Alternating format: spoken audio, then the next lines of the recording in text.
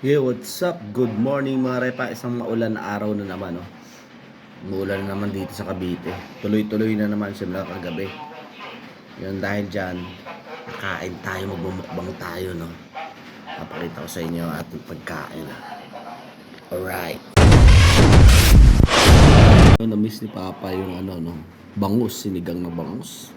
Siyempre, itong plakado. Ginisa. Ginisa na hipon. Siyempre may adobo tayong tira, no? Ayan, panalo dyan, adobo. Siyempre, isang dabakbak na kanin. Right. Kain na naman tayo. Alright, itikman natin to. Adobo. Hindi pala. Sabaw.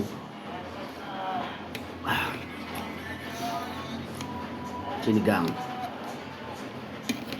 Ang panalo dyan yung mga gulay-gulay, no? Ayan. So, maraming kanin mga repa. Leftover rice to. Tapos yung tira ko. Papakain natin sa ating pusa. Siyempre yung sabaw. Papakain mo tayo, no?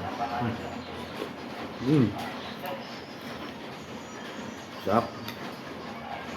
Okra at talong.